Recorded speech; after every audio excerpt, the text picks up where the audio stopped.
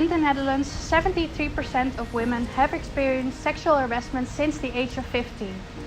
Sexual harassment is any form of unwanted sexual behavior that can be experienced as threatening, insulting, and humiliating. A form of sexual harassment is catcalling. This is the act of shouting and harassing, often sexual comments at someone in public. This has the result that around 83% of women have felt unsafe in public before. Let's pause for a second. To show you that this problem is getting worse every year, I wanted to mention that the Dutch railway company, the NS, has had over 100 reports the past year on sexual harassment cases in their public transport, which they believe is only the tip of the iceberg, as not everyone reports their situation.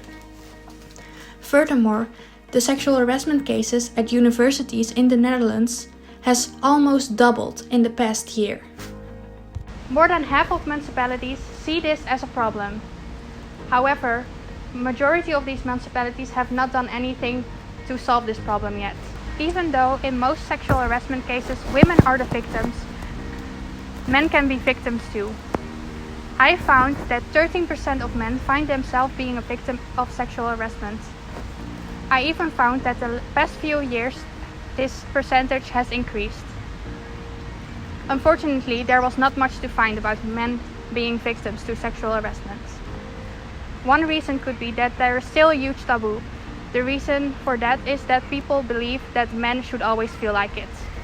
When we look at the perpetrators, we can see that when a perpetrator has a destructive relationship with his family, that there's a bigger chance of them becoming a sex offender. The pattern is there that the perpetrators have a destructive relationship, especially with their dads. This can be caused by abandonment and abuse from their father.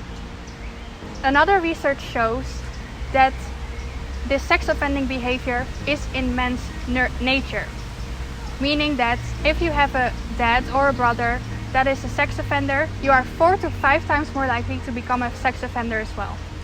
Fortunately, nurture also plays a big role in this, meaning that your environment can either prevent or develop your sex offending behavior. As a social innovator, I feel it is my need to change something about the sexual harassment problem. But to be able to do that, we need to make a transformative change. In this model, you can see 4 different layers: events, patterns, underlying structures, and mental models. To be able to make a transformative change, you need to change the mental models. In this case, I filled in the model. With the events, you can see that perpetrators harass women in public.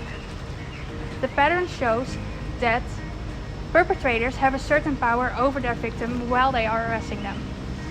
The underlying structure of this problem is that women have become more independent over the years, which results into some men feeling the need to undermine a woman's social hierarchy status. Mental models like this can have something to do with nurture. For example, they were nurtured and raised with the belief that women are sex objects, or they are nurtured that women should be submissive to men.